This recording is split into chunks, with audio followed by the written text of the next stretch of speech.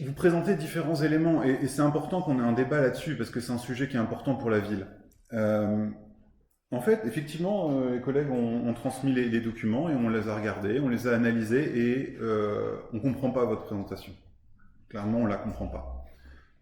On dirait même qu'elle est parfaitement trompeuse. Ça nous inquiète beaucoup sur la sincérité, effectivement, des débats qu'on peut avoir sur ce sujet-là.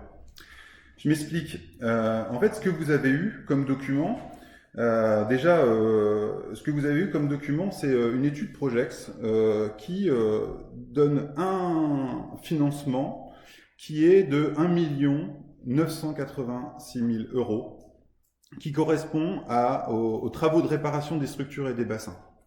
Ça, c'est l'étude qui dit ça. Et vous, derrière, vous avez fait une sorte de calcul pour arriver à un montant de 10 millions d'euros. Vous additionnez des choux et des carottes. C'est-à-dire que vous allez additionner ce montant-là avec le montant de l'étude précédente qui prévoyait la rénovation globale, et vous avez oublié entre-temps que la rénovation globale des 7 à 8 millions d'euros comprenait aussi déjà ce qui comprenait la partie des bassins et des structures.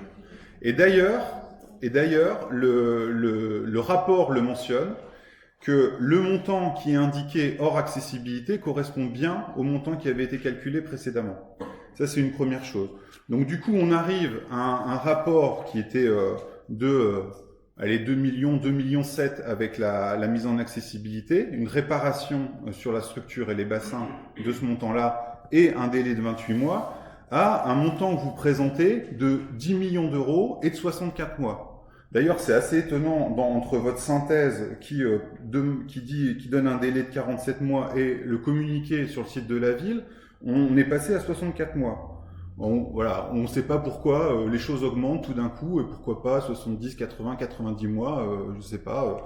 On ne comprend pas vraiment, l'augmentation de ces délais. Parce qu'en fait, vous additionnez des délais études et réalisation des travaux avec des délais où vous reprenez les études de manière plus longue. Enfin bon, vous additionnez plein de choses qui ne sont pas dans les rapports. C'est votre interprétation des faits.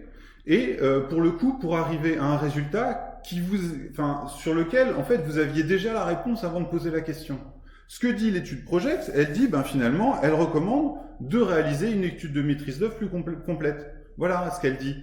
Et donc, nous, on voudrait savoir, est-ce qu'on ne devrait pas, justement, aller vers des études plus complètes pour travailler sur ce montant qui a été chiffré par Projex pour avancer sur une réalisation des travaux dans les délais qui sont impartis.